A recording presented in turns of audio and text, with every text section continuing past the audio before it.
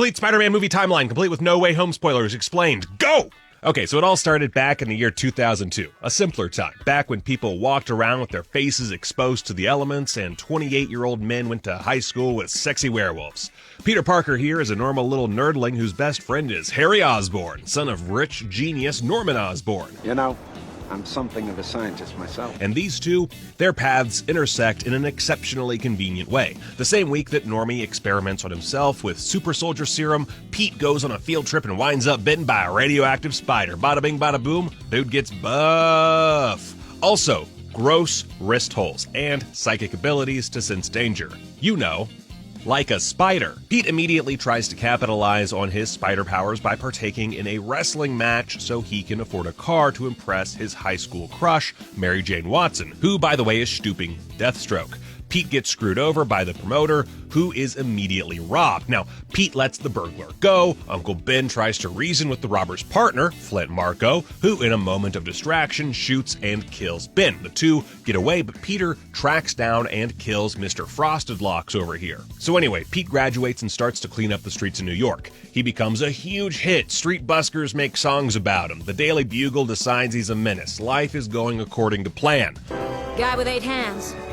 Sounds hot. Unfortunately, there's a big green sum gun going around vaporizing corporate executives, which Spidey seems to think is a bad thing. He winds up battling Green Goblin, the name Duplum of Norman Osborn, thanks to this funky get-up, complete with a green metal tribal mask. Sure. The two battle it out. Gobby tries to get Spidey to join him. Pete says, nah, dog, I'm good, and they battle some more. Aunt May gets hospitalized. It's a whole thing. Finally, they meet in battle one last time after a game of the Hottie or the Naughties, and Norman winds up inadvertently impaling himself with his own glider. Whoopsie! Harry is sad. Meanwhile, Pete decides he's too dangerous to date MJ, and besides, he has this memory to keep him going for many lonely evenings going forward. He decides to move forward alone, as Spider-Man. 2 years later, Pete's doing his thing, delivering pizzas and kicking butt as Spider-Man, but something ain't right, and he's randomly losing his powers. Ruh-roh. At this same time, Harry Osborn is proud of his latest project, an endless energy source developed by Dr. Otto Octavius. You know the story. Doc becomes a sort of mentor to Peter. The big day comes for mini-sun time. Octavius shows off his fancy metal arms, complete with definitely not going to take over his mind inhibitor chip. Then Otto makes a whoopsie and winds up inadvertently getting his wife killed. Harry's even more of an embarrassment than ever. I'm ruined. And perhaps more unfortunately, Doc Ock winds up with a split personality predominantly controlled by his evil octopus arms. I'm not going to dig into all the intricacies of the plot since, you know, this isn't some opportunistic clickbait or whatever. But suffice to say, Doc Ock decides he's going to rebuild his machine and prove himself, superior, while Pete gives up the Spider-Man mantle and decides he's going to reinitiate that whole Mary Jane relationship thing. Of course, he has to eventually overcome his web block, gross sentence, ew, and take on the nefarious Doc Ock after Harry gives the Mad Doctor the tritium he needs for his mini-son in exchange for Spider-Man. That arrangement leads to Harry finding out Spidey's identity and Mary Jane getting captured by Doc Ock, and so Spidey rescues MJ and convinces the good doctor to abandon the experiment after revealing that he is Spider-Man, leading to Doc Ock sacrificing himself. Sad. After that, Harry gets his normie vision and discovers his father's dark secret. In Spider-Man 3, a year has passed, and Peter is doing pretty nicely. Heck, Spider-Man is getting the key to the city. Peter's head is getting bigger, and he has the absolute gall to reenact his famous upside-down kiss with Gwen Stacy. And he finds out via the Popo that Uncle Ben's real killer is Flint Marko, who is on the run and just so happens to wind up falling into a particle accelerator that bonds his body with sand, turning him into Sandman. Oh, also there's this dweeb named Eddie Brock gunning for Pete's job, a rando alien symbiote has infiltrated his apartment, and his former best friend Harry has turned into an evil Power Ranger intent on murdering Spider-Man. Look, a lot happens. It's a wild flick. Peter turns into a massive prick after the symbiote gives him that iconic and quite slimming black costume. He gets Brock fired after dude fakes his Spidey photos. Harry does his best impression of a soap opera villain and tears Pete's relationship with MJ apart after getting over amnesia from a bad fall. But then, Dance Dance Revolution Spidey basically blows him up, and the symbiote winds up taking over Eddie Brock after being rejected by its boyfriend. This all culminates in Venom kidnapping MJ, of course, and with the help of Sandman, he tries to kill Parker only for Harry to redeem himself and help to defeat the duo, at the expense of, well, his life. Whoopsie! Peter kills Venom with a little surround sound and a well-placed goblin bomb, and Sandman just kinda accepts that Pete's an okay dude and explains that what happened with Uncle Ben was an accident and all is forgiven, and he blows his popsicle stand. Peter and MJ basically live happily ever after. We don't know if this jazz club sequence is the beginning of that or if they go through more trials and tribulations, but Peter Parker in this universe finally more or less settles down with Mary Jane and lives happily ever after. Again, at least as far as we know. Okay, so our second universe and therefore second timeline is that of the Amazing Spider-Man films. TASM is a bit, complicated. Our story starts in the year 2000 when 4-year-old Peter is left with his Aunt May and Uncle Ben by his parents Richard and Mary Parker, who then wound up seemingly perishing in a plane crash while trying to upload a video which will explain his work in cross-species genetics at Oscorp. With them gone, so goes all of their research, really screwing over a certain Dr. Kurt Connors with whom Richard was conducting his work. In March of 2013, Peter's in high school where he is, well, not as much of a loser as Tobey Maguire, but, you know, he's kind of an edgy loner who, you know, gets beaten up by jock types for standing up for the little guy, that sort of thing. Luckily for him, this gets him the attention of Gwen Stacy. Less lucky for her.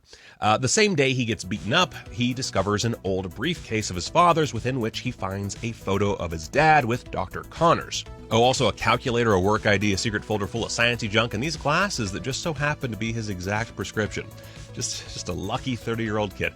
Anyway, Pete uses the power of everyone's favorite search engine, Bing, to find out more about Dr. Connors and winds up at Oscorp, where Gwen coincidentally works as an intern for Dr. Connors. Yeah, lots of coincidences in these movies. After meeting Connors and getting found out by Gwen, Peter bumps into an Oscorp exec who drops this folder, which, oh come on, it's the same as the folder in his dad. Anyway, long story short, Peter winds up in a genetically enhanced spider room and gets bitten by one of them suckers. Tale as old as time, you know. He gets the spider power, some douchebag places a bottle of beer on his head in the subway, and he does a really impressive pole routine. Using the knowledge from his father's papers, Peter helps Kurt to transfer a lizard's limb regrowth ability to a mouse. That night, Ben gets shot trying to stop a robber Peter let go in spite. Through his search for the murderer, Peter is inspired to create his web shooters and that red and blue suit because, you know, he's freaking Spider-Man.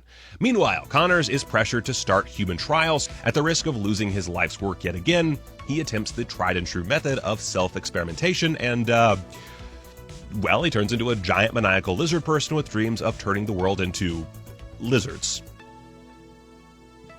Comics. Pete meets Gwen's dad, Captain Stacy, who he has a rocky start with, but that's okay because Gwen is super into it. Peter figures out through, let's call it detective work, that Connors is the lizard and tries to stop him before he enacts his lizard world plan. Scaly Boy is, of course, stopped by Spidey with the help of a bunch of crane operators who definitely didn't make me cry in theaters in 2012. He's also aided by Captain Stacy, who sadly gets murderized by the lizard, and in his dying breath, he has Peter promise not to involve Gwen in his life. Peter does not do that. Dr. Connors, in full lizard mode, is presumably taken to MCUville, but it's impossible to tell when that happens. Anyway, 2 years later, we have TASM 2, wherein Spidey and his dope new suit save Max Dillon here during a chase with the Rhino, right before graduating high school, and he and Gwen break up. It's okay, though. They get back together. Wait, well, it's not. That's bad. Whatever. Spider-Man does his thing, Max basically does a Riddler from Batman Forever cosplay, and Harry Osborn returns to town to get shit-talked by his dying father and reconnect with his childhood friend. His dad dies after explaining that Harry's screwed because even as a cameo, Norman Osborn is a huge dick. So Max falls into a vat of electric eels and is transformed into the walking dubstep soundtrack Electro. Due to a misunderstanding with Spider-Man in Times Square, he attacks the webhead who wins out and Electro is sent to Ravencroft to be experimented upon. Harry tries to use Peter to get to Spider-Man, who he believes can help him find the cure he's looking for. Peter refuses, but visits Harry as Spider-Man, just to refuse some more, because he's a douche. After Harry is framed and fired by this douche canoe, he's basically had it up to here with all these jerkwads and winds up going to Electro to partner up like proper bad guys. Meanwhile, Peter finds his dad's secret subway lab via coins he finds in his dad's old calculator. It's silly. Harry gets his hands on the spider venom squirreled away by Oscorp in special projects, injects it, and well, it's gobby time, baby. Peter, he gets back with Gwen in super romantic fashion, but their reunion is short-lived. Electro goes to absorb all of New York's power supply, and after a little web shooter upgrade, Spidey and Electro battle it out. Gwen helps to save the day, only for Gobby to show up and throw her down a clock tower. Again, tale as old as time. Peter fails to save her in time, and I just said time twice in a row. That's bad writing. But she's killed. Everyone's sad, Dennis Leary was right, and Peter, as we will come to learn, never quite gets over it. Gobby starts forming his Sinister Six, and 5 months after Gwen's death, Spidey is seemingly no more. However, thanks to an Aunt May pep talk and some past words from Gwen, he realizes he has to hold on to hope and goes to fight the Rhino. It's a pretty beautiful conclusion, but again, sadly only leads to darkness for the character. So, we now move on to the MCU. How am I doing on time? Terrible? Yeah, okay. Our story technically starts a short time after the Battle of New York in 2012, when Adrian Toomes and his crew are doing their cleanup job. But they're pushed out by damage control, thereby screwing him and his team out of a much-needed job. He takes this poorly. But hey, jumping back a bit to jump forward, MCU Spider-Man gets bit by a radioactive spider off-screen, and at the time of Civil War, which takes place in 2016, he's basically a D-list hero patrolling the streets of New York in a homemade suit. While he's still doing this, a certain Quentin Beck has his work disparaged by Tony Stark. Speaking of Stark, he gives Pete a visit, Happy Hogan does some babysitting, and one big ol' upgrade later, he's in Germany fighting it out with the Avengers. And that's about it for Captain America Civil War, actually. He helps out, shows off, quips a little, "You have the right to remain silent!" and is sent home by good dad Tony Stark. Spider-Man Homecoming takes place 2 months later, although there is some timeline wackiness happening with the MCU at this point, but all said and done, and taking into account filmmakers correcting themselves, it takes place 4 years after Avengers in 2016. Yeah, I know it says 8 years later at the start, but no. Adrian Toomes has just stolen a military flight suit and has amassed a bit of a minor empire using salvaged and stolen technology from various Avengers-related incidents. Peter Parker is in high school. He's got his best friend Ned and crushes on Liz and just does high school nerd junk like debate club. He's also your friendly neighborhood Spider-Man. It's great. Ned quickly finds out his identity, and they're doing cringy high school stuff when Spidey stumbles upon a group of criminals sporting Chitauri technology, a tech which previously blew up Mr. Delmar's bodega during an earlier fight, so this is kind of a big deal. But Iron Man tells him to cool it and not engage with these guys. Peter does not listen, so he screws everything up. Iron Man saves the day and takes Peter's suit. Womp womp. So, Peter winds up asking Liz to homecoming, and things start to go a little bit better, until he arrives to pick her up at home, and her dad's the freaking Vulture. Guys, you know how it is. After a little intimidation, some shocker shenanigans, and a mid-air heist gone wrong, Spider-Man utilizes all that he has at his disposal and takes down Vulture. Liz is out, MJ exists, Peter gets his suit back, and Aunt May finds out his secret. Boom! In 2018, Peter Parker sees Ebony Maw's ship in New York and suits up to help. He gets beamed up, and while gripping onto the side of the ship, he's given a new armored suit, and Tony sends him back to Earth. An important moment, by the way, as it shows how much Tony wants to protect Peter, making the final moments extra sad. But hey, Spidey hangs on and takes a trip to space with his favorite father figure. And honestly, he doesn't do much more outside of just helping his part of the team to stop Thanos. I mean, there is one moment.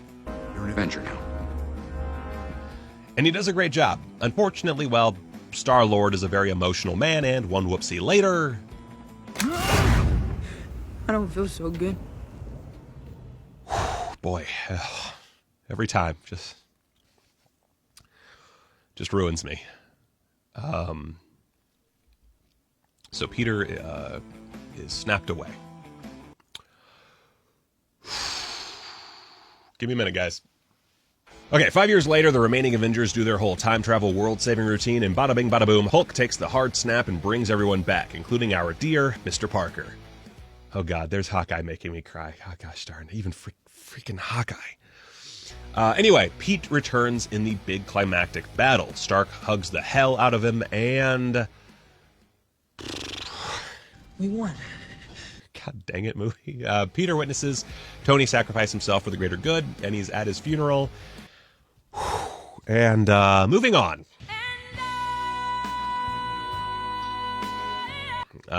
Spider-Man Far From Home takes place in the summer of 2024, 8 months after Endgame. Peter goes on a little Euro trip, sans Spidey suit, ready to rest and relax with his fellow classmates. Then Quentin Beck, aka Mysterio, shows up to contend with that big holographic thing we all thought was Hydro Man in the trailer. So Pete's brought in by Nick Fury to help with a multiversal disturbance that turns out to be, well, Quentin Beck using drones and holographic technology to turn himself into a superhero in order to get back at Stark and essentially control the world as its savior. To do this, he cons Pete into giving him a pair of glasses given to him by Stark, which come with a whole buttload of responsibility. Unfortunately, Pete hasn't gotten that famous speech just yet, so he gets straight punked. I just realized, by the way, I could have started this timeline with Ralphie from A Christmas Story showing up in Iron Man, but, oh, who has that time? Anyway, he and a bunch of other Stark employees are all part of the plot, because, man, Tony Stark pissed off a lot of people. So, Pete gets his can handed to him, and with the help of Happy Hogan, develops his own Spider-Man suit to finally break away from Tony Stark's shadow, using Stark technology. Whatever. So Beck is pulling off another attack in London and is targeting Fury and Peter's friends. He manages to fight his way through the drones and gets to Beck, who takes a stray bullet like a champ. He dies, and the whole plan is foiled. Except, as Peter's swinging through New York, freshly back from his trip to Europe, and having finally gotten together with MJ, the Daily Bugle pops up, J. Jonah Jameson exists, much to plenty of theater applause, and a final message from Quentin Beck frames Spidey for his murder. Now, real quick, I just gotta mention Venom Let There Be Carnage, which exists in some part of the multiverse. As seen in the stinger for that film, Eddie Brock is transported through the multiverse to the Earth of Tom Holland's Spider-Man. Presumably, I don't know, I guess the symbiote can see through the multiverse, then he technically knows Pete is Spider-Man? Whatever. Point is, he winds up in Mexico, where Venom immediately decides the poor kid on TV looks like a good barbecue dinner. So, finally, we come to No Way Home, which is a shockingly simple movie, actually. Peter and MJ try to escape the immediate onslaught of attention, but things kind of fall apart for them, Ned, and Aunt May. Luckily, all legal charges are dropped, thanks to good old Matt Murdock, who is never seen again after his one scene. For protection and solitude, Peter and May move into Happy's apartment. A few months later, everyone returns to school, but all the attention is just too much, and in a moment we can all obviously super relate to, Pete, MJ, and Ned are all turned down by MIT for all the baggage of being and knowing Spider-Man. So, Pete does the natural thing and asks Dr. Strange to erase everyone's memories. No, Pete, never change. Strange abandons the spell and locks it away after, 3 too many changes from Pete before kicking the kiddo out of the sanctum upon realizing he hadn't even bothered calling MIT about the problem, which, by the way, one of my favorite bits in the movie. Anywho, Pete tracks down the admissions lady he needs to speak with, and using the power of his words, manages to get her to reconsider him and his friends. Awesome. Roll credits. Oh wait, no, damage is already done, and 5 of our previously discussed bad boys have crossed over into the MCU. We got you Doc Ock, we got you Green Goblin, we got you the Lizard, we got the Sandman, and we got Electro. What is this, a crossover episode? So, Pete handily beats Doc Ock before going after the rest at the whim of Doctor Strange, and quickly captures all of them, ready to be sent back to their dimensions. Okay. Roll credits. Oh wait, no, Pete finds out that they all came from moments just before their own deaths while fighting Spider-Man, and has his classic morality to deal with, and traps Doctor Strange in the mirror dimension using math before absconding with his multi-dimensional rogues gallery and the spell. With a little help from science, he easily fixes Doc Ock's inhibitor chip and sets out to help all of them. only for Green Goblin, previously a pretty chill but loony Norman, to about face and screw everything up, killing May in the process just after she's given Peter the old great power speech. Shortly thereafter, Tobey Maguire Pete and Andrew Garfield Pete are brought in thanks to Ned apparently being a wizard, and the three Spider-Men wind up luring the baddies to the Statue of Liberty, which has been fitted with a shield to honor Captain America, which, you know, whatever it takes to end a Spider-Man movie in some sort of dilapidated or under construction building. During the battle, MJ falls in a way similar to Gwen Stacy, and TASM Spidey saves her, and the whole theater sobbed, and it was beautiful. It was beautiful, damn it. They defeat the baddies and turn Sandman and the Lizard into archive footage, Natch, before sending everyone, including freshly stabbed but totally fine Toby, back to their worlds. Oh, also, Tom Hardy's Venom is also sent back to his world, but he leaves behind a little bit of symbiote because, sure. Unfortunately, in order to do that, Peter has to sacrifice basically everything. While they've been fighting, the universes have been opening up, a la the Loki finale, and Strange can't do anything. And of course, Norman destroyed the spell with the Goblin Bomb, so no help there. So Pete suggests just erasing himself from everyone's memory entirely, not just the fact that he's Spider-Man, Peter Parker as a whole, gone. And Strange, somewhat hesitant, agrees. He does a spell and rids the world of both immediate doom and all knowledge of Peter Parker as Pete says goodbye to MJ. A short time later, Peter heads to the donut shop where MJ works and sees that she and Ned have both gotten into MIT, and when speaking to MJ, there's no memory of him. He scraps what he planned to say and leaves. Somehow he manages to get an apartment in New York, which, sure, and makes a new, homemade, and extremely comics-accurate costume as he swings into the night, all his friends and family gone, ready to begin anew. Man, that's f***ing heavy. What, are you looking for a raise? Get out.